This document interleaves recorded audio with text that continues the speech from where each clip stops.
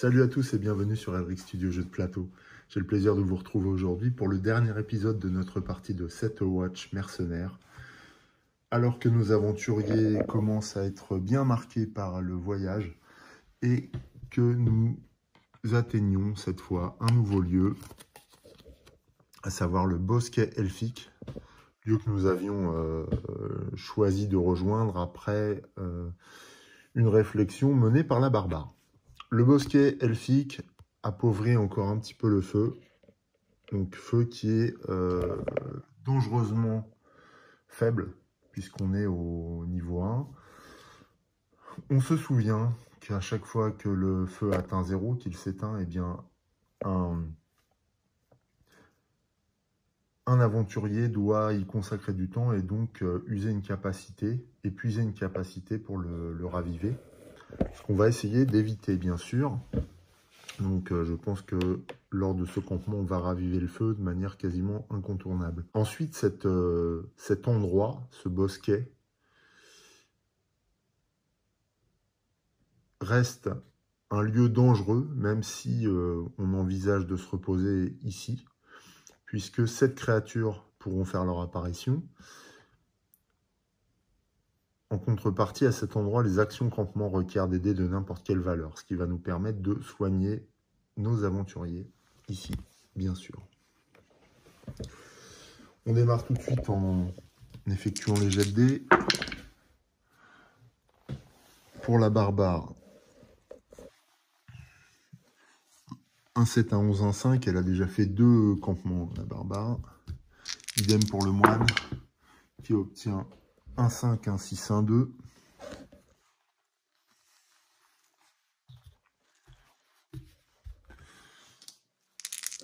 L'archère, qui est la seule à ne pas être allée au campement pour l'instant, obtient 1 6, 1 7, 1 3. Et enfin, la sorcière obtient 2, 2 et 3. Voilà. Ça, c'est bon pour cette étape. Ensuite, on va choisir un aventurier à mettre au repos. Ce sera bien entendu l'archère, qui va dans un premier temps soigner un de ses coéquipiers, ce qui va lui permettre de récupérer 3 pièces d'or. 3 pièces d'or qu'on va essayer d'optimiser ensuite. Alors, elle va soigner Carnage de la barbare, qui n'a pas d'autre moyen pour récupérer ses capacités, hein, puisque elle est déjà retournée au campement elle-même. Avec son 3, l'archère va couper du bois et le raviver autant que possible jusqu'à un niveau 3. Encore une pièce de récupérer.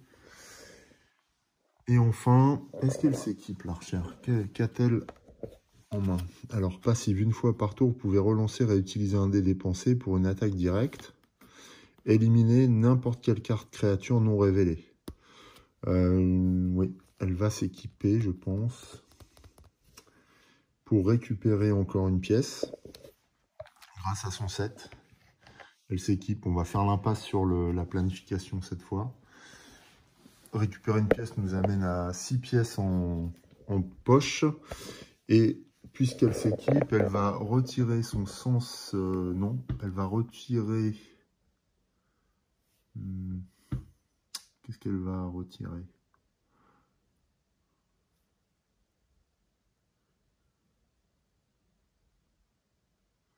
Elle va retirer torpeur, qu'elle aurait pu rafraîchir, la remplacer par tir longue portée, qui est du coup rafraîchi de fait de son passage au campement. Voilà. Le tour de l'archère au campement est terminé. On passe à la phase marché. On peut acheter des objets avec 6. Alors, on peut déjà, pour 2, acheter du bois pour le feu.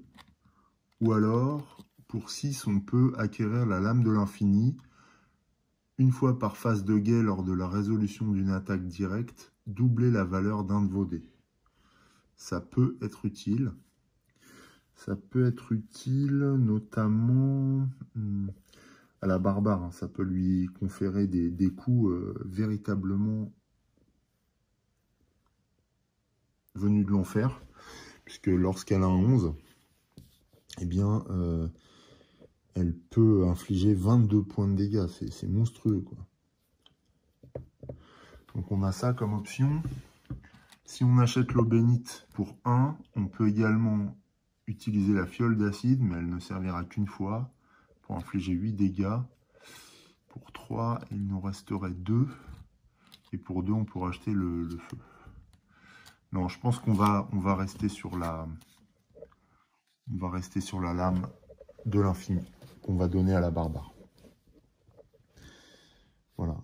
Par contre, c'est une capacité passive qui nous coûte extrêmement cher. Donc, on n'a pas besoin de l'activer par un dé, ce qui est fort intéressant. Une fois par phase de guet, lors de la résolution d'une attaque directe, doublez la valeur d'un de vos dés. Voilà, c'est énorme, ça. Ça, c'est énorme, énorme, énorme. Bien. Cela met fin à nos achats. On rafraîchit le marché. Et là, cette fois, c'est un pendentif de feu, passif à chaque fois qu'un pouvoir de première position est déclenché, plus 2 au feu. Ça, c'est plutôt pas mal, ça coûte 3 pièces d'or. Et enfin, des pièces pourront être trouvées à l'action s'équiper et observer. 2 actions non faites ce tour. On réaliser ce tour. On passe à la phase de guet. Cette créature se glisse à proximité de notre campement dans les bosquets elfiques. Et tapis dans l'ombre, elles sont prêtes à bondir sur nous. On a fait pire déjà, mais après, ça dépend de ce que nous réserve cette horde. Surtout que dans la pile de créatures, maintenant, sont présents des damnés. Donc le feu est de niveau 1, on ne peut voir que la première rangée. On va utiliser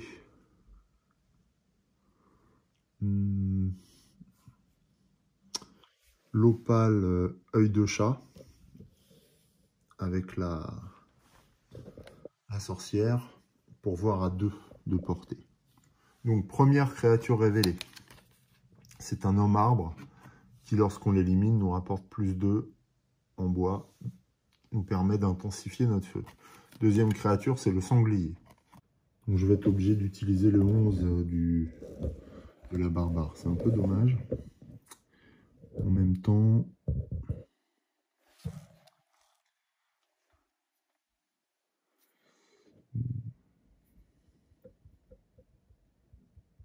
ou alors je double le 5. Et si je tombe sur une créature beaucoup plus puissante, c'est un peu dommage. Après, utiliser plus de dés que ça, c'est assez peu intéressant. Bon, je fais ça. J'utilise le 11 de la barbare pour abattre l'homme arbre. Homme arbre qui va dans le cimetière et qui nous permet de gagner 2 en feu. Il atteint 5 en intensité désormais. Le sanglier est en première position. On révèle ensuite la jeune wyvern qui, avec ses grandes ailes, affaiblissent le feu de 1. Comme à chaque fois. Et si elle est en première position, elle vole un dé inutilisé. Donc il va falloir gérer ça. On peut demander à la sorcière de s'en occuper grâce à Métamorphose. Métamorphose et son 2. Retournez votre familier. Voilà. Puis éliminer une créature révélée avec une vigueur de base inférieure à X. X la valeur du dé plus la valeur du familier. Donc là, 5 et 2, 7. Même si c'est le chat, hein, là c'est l'attaque de la métamorphose de la sorcière ayant la capacité d'atteindre une créature à distance, elle peut tout à fait atteindre la wyvern. Donc celle-ci est tuée. on révèle une nouvelle créature. C'est un damné, le prince vautour. Lorsqu'on l'élimine, après avoir placé cette carte au cimetière, mélangez le cimetière dans la pile créature. Ouais, il a la capacité de faire revenir les morts. Avec 9 en vigueur, il est difficile à vaincre, notamment en deuxième position. La barbare va éliminer le sanglier. Voilà. Pour que le prince des vautours rejoigne la première position. Ensuite, on révèle une nouvelle carte. C'est le chevalier d'os. Quand il est éliminé, s'il y a un damné ou un acolyte révélé, ajoutez le chevalier d'os à la fin de la rangée plutôt qu'au cimetière. Alors, il faudrait qu'on élimine le prince vautour avant lui, du coup. Attention à ce qui va être révélé à cet endroit. Pour éliminer le... Alors, ils ont tous les deux 9. Ce sont des combattants redoutables, hein, tous les deux. Il nous reste un 7 avec la barbare, sachant qu'elle a encore sa lame de l'infini qui lui permet de doubler. On a l'épée dansante qui peut être activée auprès du moine. L'épée dansante lui donnerait combien? 1, 2, 3, 4, 5, 6, 7. Donc ça, ouais, ça ne suffit encore pas. On peut aussi combiner le 6 et le 3 de la sorcière. Il nous resterait combien de dés après ça? Éliminer un rituel de sang. Rituel de sang. Éliminer la créature en xème position. Là, en utilisant son 3, elle peut éliminer... elle peut éliminer la troisième créature. Je crois qu'on va le faire. Tout de suite. Boum. Elle tue la créature en troisième position. C'était le malfrat, tant mieux. Ouais, bon, c'est pas très grave, mais il avait quand même 7 en combat. Celui-ci est éliminé, il reste une seule créature. Après, le chevalier d'os et le damné. Pour en venir à bout, il nous reste uniquement 1, 2, 3, 4 dés. Les 2 épées, donc on est pas mal loti tout de même. En termes de dés utilisés, on a 1, 2, 3, 4, 5, 6, 7, 8. Il en manque un pour pouvoir venir à bout du prince vautour. Alors comment on peut faire? 1, 2, 3, 4, 5, 6, 7, 8. Ouais, c'est ça.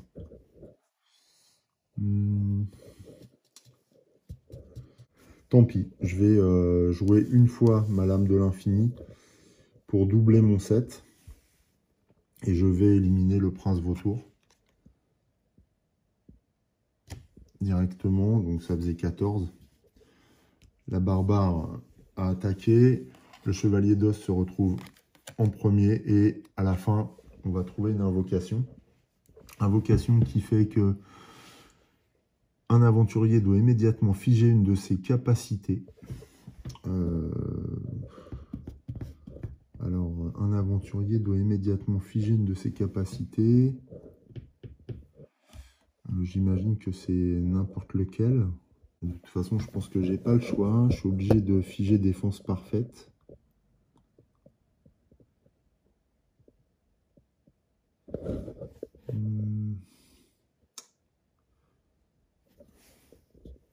Bien.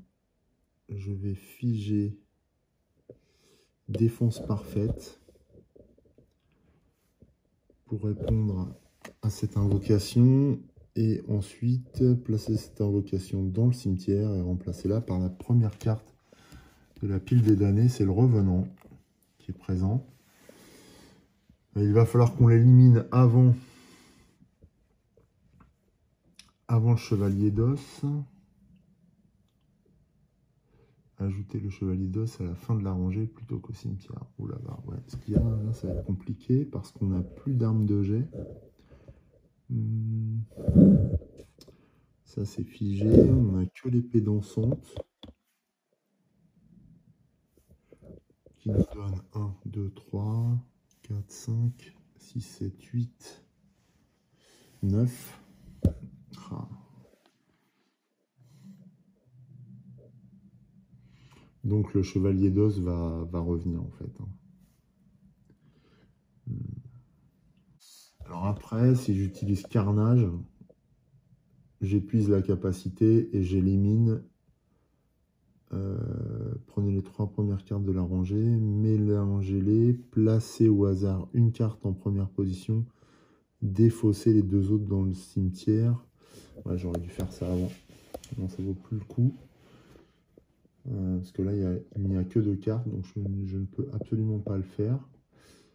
En revanche, je peux éventuellement épuiser rituel de sang pour éliminer la créature en Xème position. Mais alors, dans la mesure où je n'ai plus de dés, comment faire?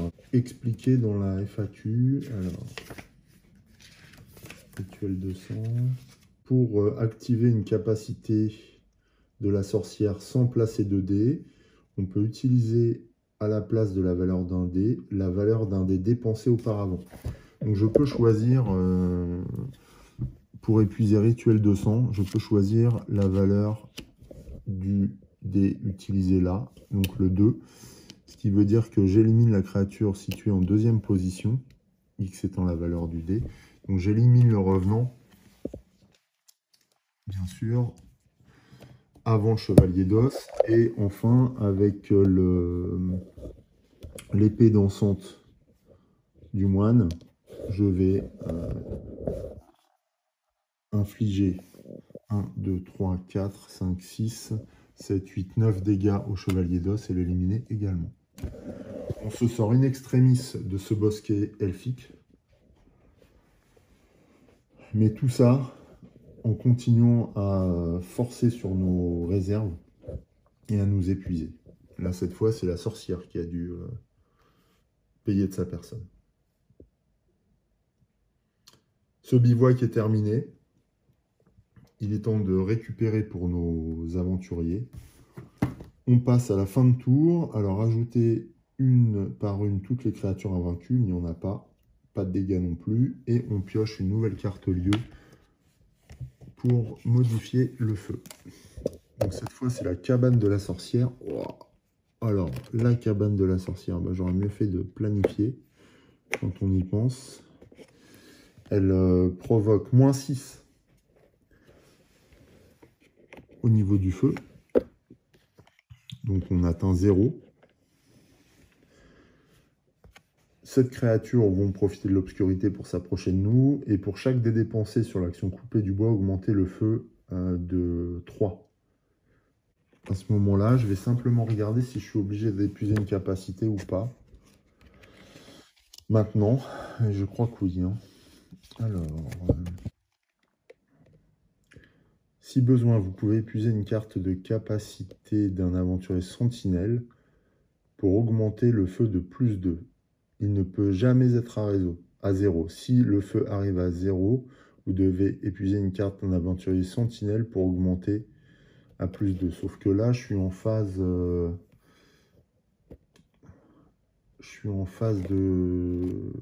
camp. Donc comment faire? Eh bien, je vais épuiser le +2 simplement. On va considérer qu'on est encore dans le tour. Pour augmenter le feu, j'épuise le sens elfique. Et cette fois,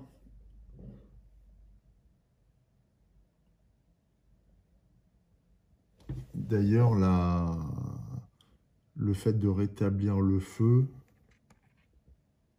Ah non, c'est une action coupée du bois. Donc là, le fait de dépenser une capacité pour souffler sur les braises ne nous rapporte pas un point supplémentaire. Bien. On passe à... Je crois que c'est l'avant-dernier bivouac. La prochaine étape étant la tour interdite. On va d'abord lancer les dés de l'archère.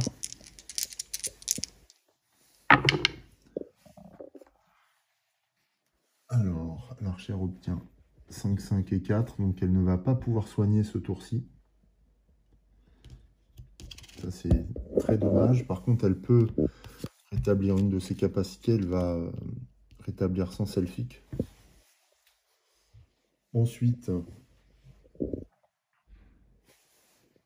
Ah oui, non, mais je l'ai fait un petit peu tôt.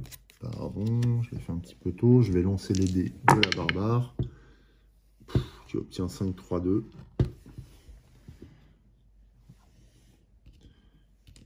La sorcière, elle, rafraîchit son opale de chat. Elle obtient 2, 4 et 3. Enfin, le moine obtient un 2, un 4. Non, mais les jets de dés dans cette partie ont été incroyablement nuls. C'était un 4. J'avais les dés contre moi durant cette partie. Donc, ce sont des choses qui arrivent, mais c'est vrai que ça peut être assez délicat à gérer à cette Watch. Donc on a tous nos dés. C'est forcément l'archère qui retourne au feu de camp. Donc, comme je le disais, elle rafraîchit une de ses capacités. On va choisir le sens elfique. Elle va évidemment planifier n'aurait aucun sens puisqu'on connaît la destination finale. Avec son 4, elle va observer, récupérer une pièce d'or. Voilà. Donc observer nous permet de voir qui arrive. C'est l'acolyte briseur de sceaux qu'on va mettre au fond et les squelettes. Les squelettes, on va pouvoir les laisser devant, encore qu'ils sont assez puissants. Mais le briseur de sceaux, c'est sûr qu'on va le mettre tout au fond. Voilà, donc là, notre observation n'a pas été inutile.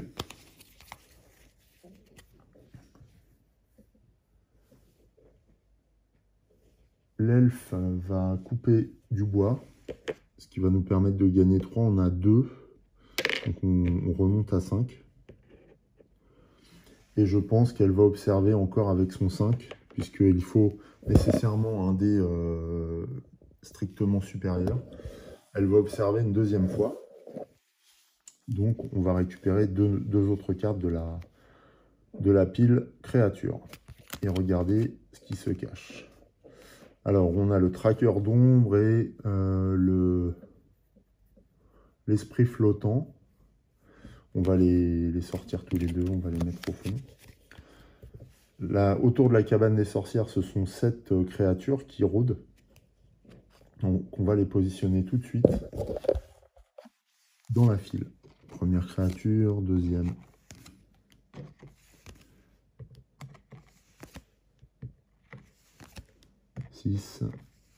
Et la dernière, 7. Donc on a bien nos 7 créatures qui nous attendent. Non, la potion de vitalité, on l'avait utilisée. On a rafraîchi toutes nos capacités, donc on peut passer à la phase marché. On a une pièce d'or uniquement. Et une pièce d'or nous permet d'acquérir l'eau bénite. Et c'est la sorcière qui va la récupérer. Ouais, parce que les morts-vivants à ce jeu sont souvent là. Créature de type mort-vivant en première position. Après, on en a un certain nombre dans le cimetière, mais ce sera toujours une possibilité supplémentaire. Vu nos dés, il nous faut ça. On rafraîchit le marché. Alors, comme on a acheté, je ne sais plus là si on doit révéler ou pas, potion d'endurance, on va la mettre là. Voilà. Je ne suis pas sûr qu'on doit rafraîchir, mais dans le doute, je le fais. Et enfin, on doit positionner des pièces, sachant que de toute façon, il n'y aura pas d'autre phase campement, puisqu'on arrive à destination.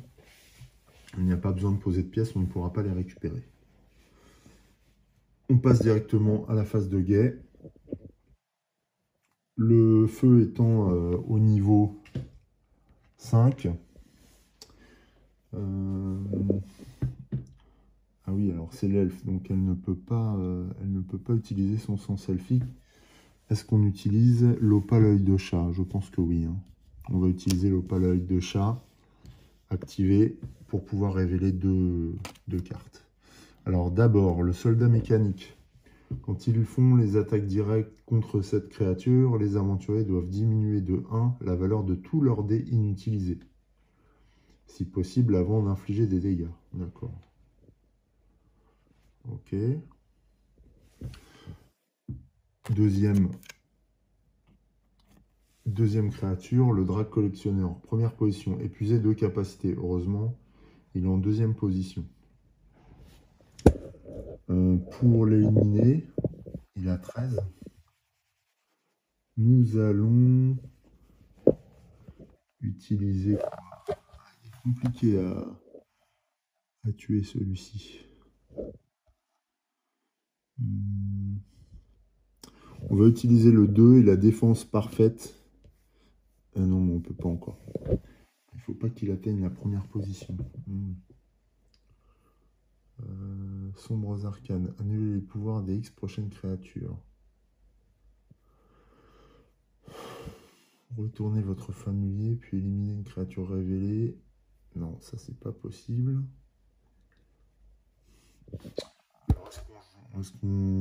Est-ce qu'on épuise Carnage? Je crois qu'on va pas avoir le choix. Je vais épuiser Carnage. Pour essayer de nous débarrasser du drac collectionneur. On va bien mélanger. Parce que là, franchement, c'est une calamité. Et on va même lancer un dé pour déterminer la carte. 1, 2, 3, 4, 5, 6. C'est un 6, 1, 2, 3, 4, 5, 6. Donc c'est celle-ci qu'on révèle. C'est le soldat mécanique. Les deux autres sont éliminés. Et il s'agissait d'une wyvern et du drac. Voilà, on va s'estimer heureux. 2 dragons ont été trucidés par la barbare. Le soldat mécanique, lui, reprend sa place. Mais par contre, ça nous a coûté le carnage de la barbare, qui va nous faire défaut en fin de partie, bien sûr. Il nous reste 4 créatures. 4 créatures. On va en révéler la suivante grâce à l'œil de chat. Métamorphe spectrale. Ouais, alors je pouvais les mettre dans le sens que je voulais. Et évidemment, je vais mettre la wyvern en première position. Ce que je n'avais pas fait. Révéler et changer cette carte avec la créature du dessus du cimetière. Donc le métamorphe spectral prend la place de la wyvern au cimetière. Et la wyvern revient dans la file. Après, elle est beaucoup moins dangereuse que le drac. Que le drac collectionneur, qui est pour moi une des pires créatures sur laquelle on puisse tomber. La wyvern peut être vaincue grâce à la métamorphose, ouais, largement, de la sorcière. Donc celle-ci va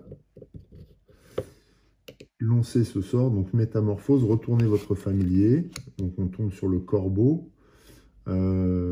Puis éliminer une créature révélée avec une vigueur de base inférieure à X, X étant la valeur du dé plus la valeur du familier. Le familier a 3, la valeur du dé 4, donc on est à 7. 7 strictement supérieur à la wyvern. La wyvern est détruite. On révèle une autre carte. C'est Wendigo qui arrive. Permanent, quand un pouvoir de première position est déclenché, vous devez dépenser un dé inutilisé pour épuiser une carte. Ou épuiser une carte. Alors Wendigo, il va falloir qu'on le... On trucide. Alors lui, c'est un pouvoir permanent, et non un pouvoir de première position.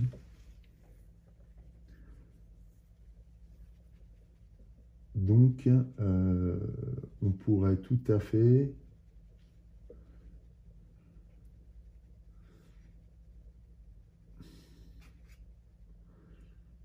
le laisser vivre pour l'instant. Sauf que je n'en ai pas vraiment l'intention. Sauf si je peux... Parce que là, si derrière... Alors, première position... Quand un pouvoir de première position est déclenché... Ah oui, donc si Wendigo est en première position, ça ne risque rien. Ah, d'accord. Donc, ce qu'on va faire, c'est qu'on va lancer le moine avec son dé d'une valeur de 5 contre Wendigo. Et celui-ci va être accompagné.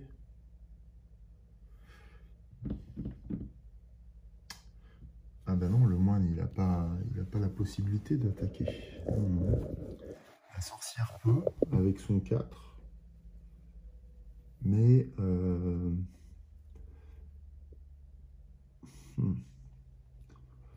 mais c'est tout. Je n'ai pas d'autres possibilités. Donc il faut qu'on liquide le soldat mécanique. Donc pour ça, le moine va attaquer avec son dé de 5, accompagné de la barbare avec un dé de 3. Donc ça fait 8. Le soldat mécanique est éliminé. Wendigo, je vais remettre les dés utilisés ici. Wendigo, lui, est en première position. On révèle une nouvelle carte. C'est une invocation. Épuisez immédiatement une carte capacité, puis remplacez cette carte invocation par la première carte de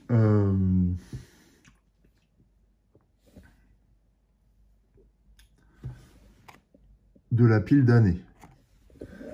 Donc, eh bien, on va... je sais pas. On va éliminer quoi? Enfin, on va épuiser sans selfic. Tant pis. Ouais, on va épuiser... Ah non, c'est d'une sentinelle. Je crois que j'ai fait l'erreur, d'ailleurs, précédemment. C'est d'une sentinelle, donc il reste simplement la métamorphose de la sorcière. Là, on a déjà 10 capacités... Non. 9 capacités d'épuiser sur nos 4 personnages, c'est monstrueux. Ensuite, on doit remplacer cette invocation par un damné. Et là, on a le son du destin permanent. Chaque fois que le son du destin change de position dans la rangée, ajoutez la première carte de la pile créature à la horde. Oh. À la horde, d'accord. Ouais, de toute façon, on est plus après. Je pense pas qu'on survive à cette aventure. Donc, je dirais, c'est notre destin. Il reste 3 cartes, dont 2 damnés. En Wendigo, avec la lame de l'infini, on peut gérer. Ouais, on va utiliser le 5 de la barbare en utilisant la lame de l'infini, donc qui cisaille en 2 Wendigo directement, puisqu'elle obtient 2 x 5, 10. Wendigo mord la poussière. Le son du destin change de position, donc la première carte de la pile créature rejoint la horde. On est à... Il y a au moins 4 cartes dans la horde. 4 cartes supplémentaires. La tour infernale, non, la tour interdite a 12 créatures, 10 ou 12, donc on va avoir pas mal de créatures. À la fin, on a l'œil de chat qui nous permet de découvrir la dernière créature de la rangée. C'est un golem enchanté permanent. À la vigueur du golem enchanté, ajouter le nombre total d'objets équipés des aventures sentinelles. Donc 1, 2, 3, 4. Donc le golem passe de 8 à 12 en vigueur. Or, il nous reste l'épée dansante.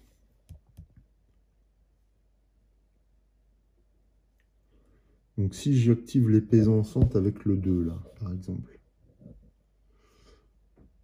L'épée dansante a une capacité de dommage de 1, 2, 3, 4, 5, 6, 7, 8. Donc on peut éliminer le son du destin.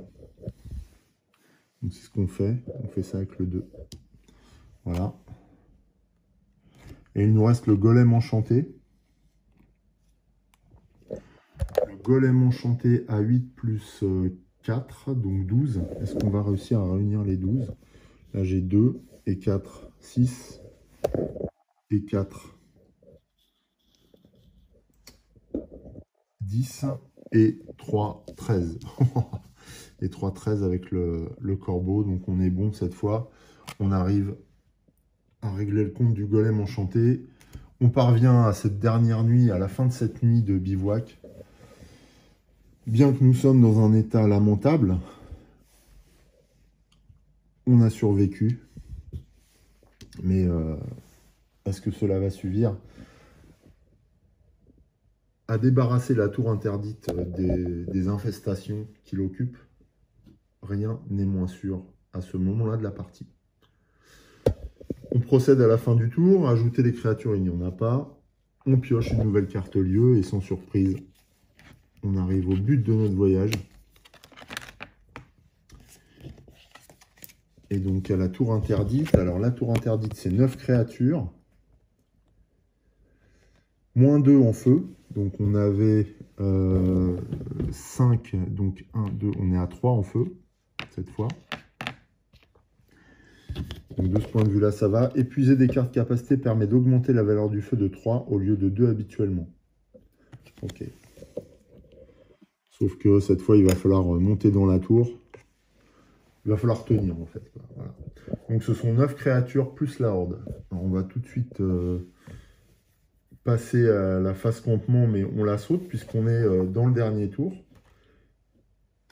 Je vais vérifier pour ne rien oublier, malgré tout. Tour final. Quand le lieu final est révélé, c'est la fin du voyage. Pour ce dernier tour, tous les aventuriers seront des sentinelles. La phase campement est passée. Les joueurs réalisent une phase de marché, puis de guet. Alors, phase de marché, de toute façon, on n'a plus de pièces, donc c'est réglé. Donc, on va lancer nos dés, simplement, avant d'initier le dernier tour. Donc là, c'est un 12, un 9 et un 4 pour la barbare, qui rafraîchit aussi sa lame de l'infini. Pour le moine, on a un 9, un 10 et un 3. Avec son épée dansante. L'archère rejoint aussi nos rangs. C'est un 5, un 1 et un 8. Et enfin, la sorcière et son corbeau se tiennent prêtes également. Elle a un 4 et un 2. C'est vraiment dommage d'avoir éliminé les pouvoirs de la sorcière. Je pense que ça va nous faire réellement défaut. Alors là, nos scores sont pas trop mal, mais on a très peu de capacité, ce qui va être quand même très, très compliqué. Cette fois, pas de bivouac. Notre destination atteinte, nous rentrons violemment et de manière déterminée dans la tour interdite que nous devons escalader. Marche après marche, combat après combat jusqu'en haut pour découvrir qui est notre ennemi qui infeste les lieux. C'est parti. Alors, on met en place les occupants de la tour infernale. Ils sont nombreux. Donc 3 déjà. 6 et 9. Et à cela, on va ajouter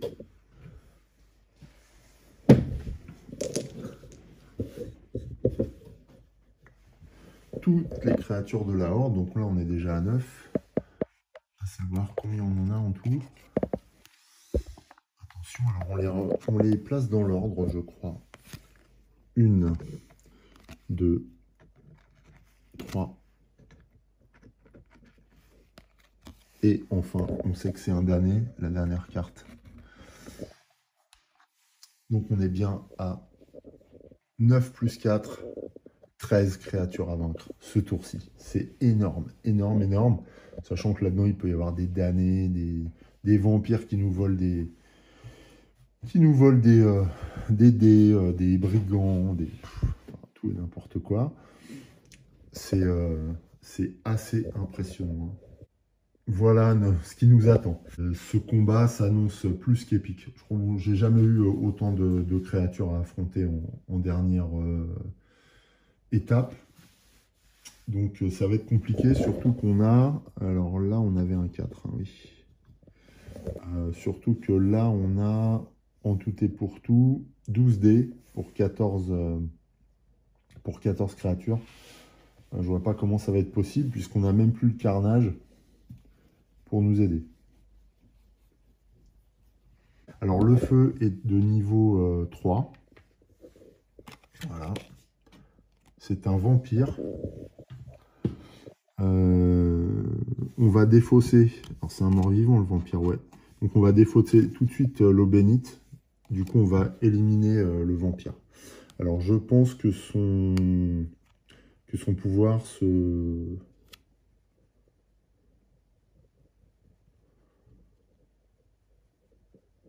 réalise quand même, hein, parce qu'on l'a révélé de toute façon. Donc le vampire vole le plus haut dé disponible. La valeur de ce dé devient sa vigueur de base, mais on a utilisé l'eau bénite.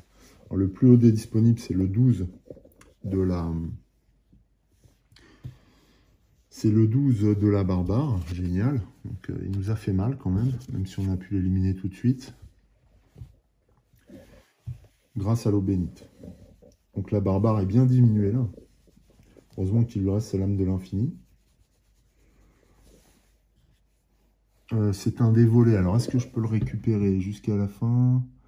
Non, je ne peux plus le récupérer. C'est Torpeur qui me permettait de récupérer ça.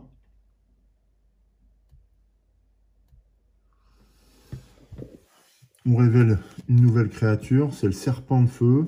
Permanent, la vigueur de base du serpent de feu est égale à la vigueur actuelle du feu de camp. La vigueur actuelle du feu de camp est de 3. Donc le serpent peut être vaincu à l'aide du D6 du moine. Mais on verra ça juste après, puisqu'il faut d'abord... Ah non, on n'a pas activé de moyen de regarder plus loin. Donc le serpent est détruit. Nouvelle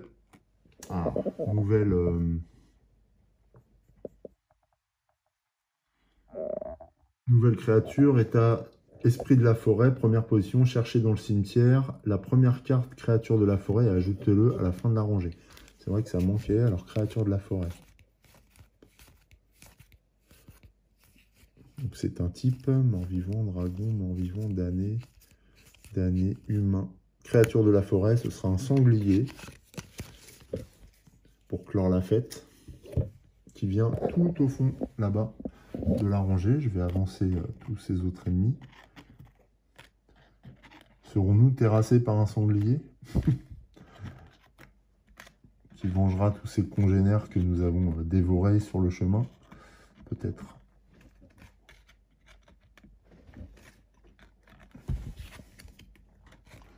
Voilà, qui est fait.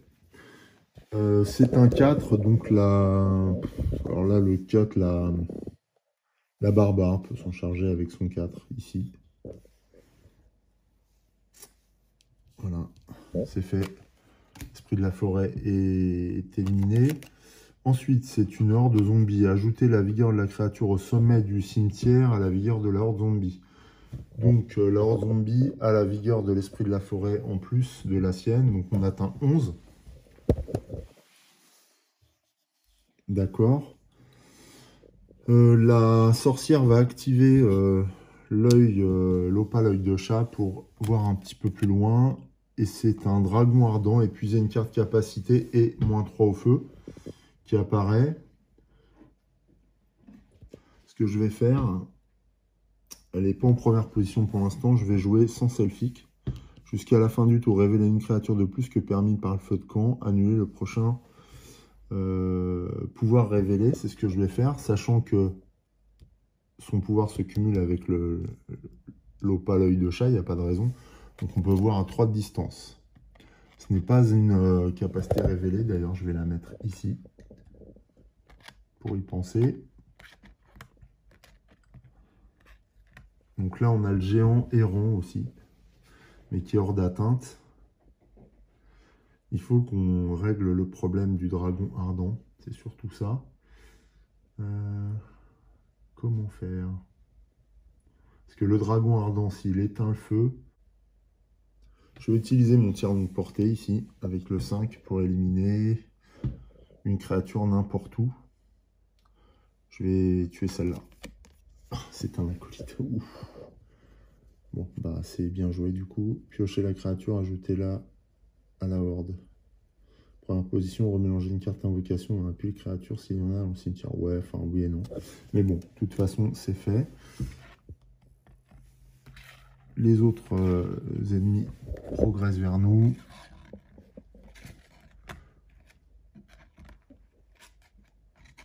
Va-t-on s'en sortir? Il nous reste 7 ennemis non révélés. Et 3 révélés avec 5 dés au total. 6 dés disponibles. L'archère, qu'est-ce qu'elle peut faire, l'archère? Elle a 8. Alors après, je peux conjuguer l'archère et le... Oui. L'archère et la sorcière ou le corbeau. Non, même pas.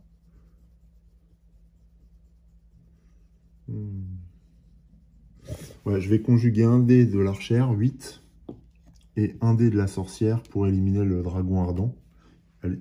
Ces deux personnages ont la capacité de tir en deuxième rangée. Ce qui épuise totalement l'archère, à moins qu'elle épuise ses capacités, mais ce sont les dernières, donc ça va être compliqué pour moi. Grâce au sens elfique et à l'œil de chat, on voit jusqu'à la rangée numéro 3. C'est un bandit qui fait son apparition en première position et qui, s'il rejoint la première position, nous volera un dé. Mais là, il est loin de la première position et il est pour le moment inatteignable. La horde de zombies a maintenant 12 et 7. Donc on est à 19. Même la barbare avec l'âme de l'infini ne peut pas la détruire en l'état. Et donc ce dé est volé. De toute façon, je ne peux pas le récupérer. Pour l'instant. Ça se complique. Alors, le géant errant est en deuxième position. Sauf que là, j'ai plus trop de capacité pour éliminer la horde zombie. Épée ardente à combien? C'est compliqué là. Ah, j'aurais dû éliminer les zombies avant, mais...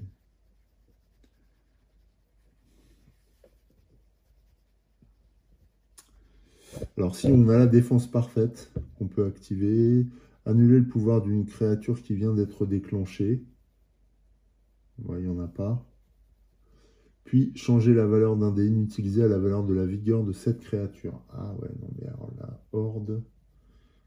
la horde zombie n'a pas ajouté la vigueur de la créature au sommet du cimetière.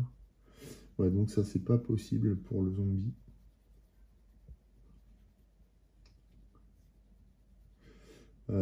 Par contre, j'ai déjà dépensé notre eau bénite, c'est dommage. Parce que contre les zombies, ça aurait été vraiment bien. Donc là, je suis un petit peu bloqué. Je vais être obligé d'utiliser énormément de points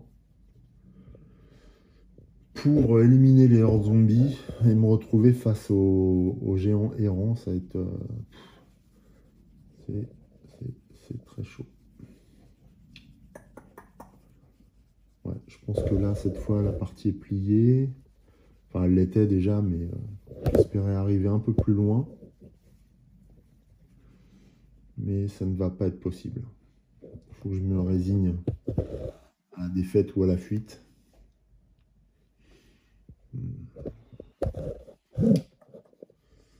Là, j'ai assez pour liquider les hordes zombies, mais pas plus, quoi. L'épée ardente, combien elle me rapporte? 1, 2, 3, 4, 5, 6. Allez, l'épée dansante, pardon. L'épée dansante est moins puissante en fin de partie comme ça. Elle est plus longue à mettre en route. La lame de l'infini est puissante, mais ça ne va pas suffire. C'est 18. Je n'ai même pas assez pour liquider la horde zombie, c'est terrible. Je n'ai pas moyen de faire autrement.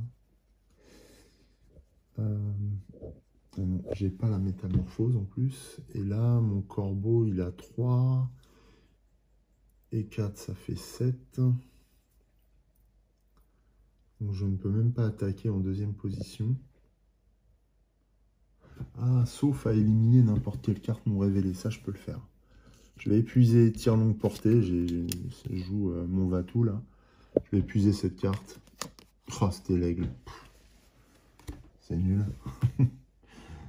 Et j'ai épuisé mon avant-dernière capacités. Ah non, il m'en reste 2. Il y a la défense parfaite du moine aussi. Et le pouvoir qui vient d'être déclenché, ouais.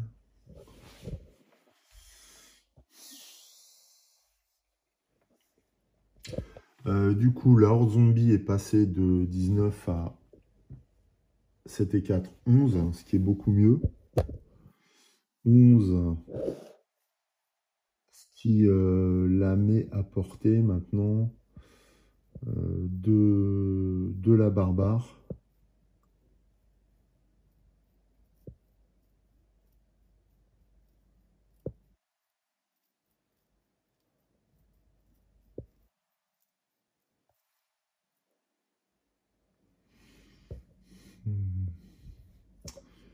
Et je vais l'éliminer parce que sinon... Donc la barbare attaque avec sa lame de l'infini, donc elle a 18. Elle élimine la horde zombie qui avait 11. Le héron, le géant errant passe en première position. Donc permanent, la vigueur du géant errant, et tu as ajouté le nombre de cartes lieux dans la pile des lieux visités. C'est un autre celui-là. Bon, les cartes lieux, bah, il a 18 du coup, puisqu'on est... non, 17, puisqu'il y a 8. Ah bah non, la tour interdite compte, donc c'est 9 lieux, donc 9 et 9, 18. Eh bien voilà, on est embêté encore. Ok, bon, je crois que ça va être notre dernier combat. Le moine active son... Qu'est-ce qu'il active? Non, il ne va pas activer ça, le moine. Éventuellement, il peut activer sa défense parfaite. Il va l'épuiser pour annuler le pouvoir d'une créature qui vient d'être déclenchée. Donc le géant errant est ajouté au nombre de cartes lieu, donc non. Pour changer la valeur d'un dé inutilisé en la valeur vigueur de ce géant errant, il a déjà un dé 9, donc il va l'utiliser pour le vaincre. Le géant errant est éliminé aussi. Le bandit passe en première position, ce qui est complètement idiot de ma part, puisque il va nous voler un dé au choix. De toute façon, peu importe. Il vole un dé de la sorcière, le 4 là-bas, que j'ai mis là-bas. Donc ça fait le deuxième dé volé hein, sur ce tour. Puisqu'on avait le 12 tout à l'heure. Celui-là, il est dépensé. Et le bandit va néanmoins, je pense, être vaincu par le moine. Mais on a toujours la possibilité de révéler 2 autres créatures. Donc le troll permanent, vous pouvez diminuer Vous pouvez choisir de diminuer le feu. Pour chaque -1, réduisez la vigueur du troll, de la rivière, de 2. Ouais, mais notre feu étant très faible, on ne va pas le faire. Et on peut révéler une 3e créature. C'est le vampire révélé qui nous vole un nouveau dé. Sauf que on avait la capacité du sens elfique qui neutralise une capacité révélée, la première. Donc le vampire ne nous vole pas de dés.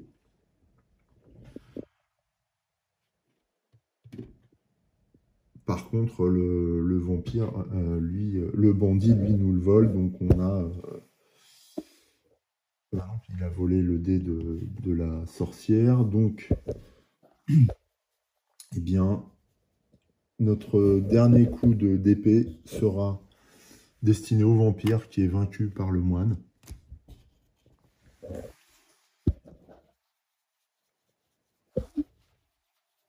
Voilà, et on ne peut plus du tout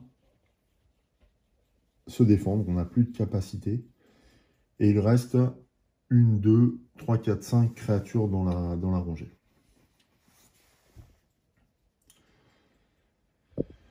Ainsi, nous sommes arrivés à mi-hauteur de la tour, mais nous ne pourrons pas atteindre le sommet, c'est pas possible. Donc on a 2 solutions, lutter jusqu'à la mort ou nous sauver. pour revenir une prochaine fois. Et je pense que ce sera le choix de nos aventuriers qui sont téméraires mais pas fous. On va quand même voir qui se cachait dans la tour. Donc là, la partie est perdue, c'est terminé. Mais par curiosité, on va regarder qui était caché. On avait le chevaucheur de dragon, bien sûr, qu'on retrouve, qui était là, terré depuis le premier tour. Le commandant mécanique, qui devait être le damné, mis dans la horde au début de la partie. Et enfin, un repas perdu pour nous, puisqu'il reste un sanglier dans la tour, qui sera sûrement consommé par ses habitants qui ont réussi à nous faire des guerpillères. Bien voilà, bon, c'est une partie honorable qui était difficile. On a eu des lieux assez compliqués, bien qu'on a eu pas mal de lieux de repos, malgré tout. On voit d'ailleurs que l'extension a permis de tomber dessus plus souvent. Ils en ont rajouté pas mal.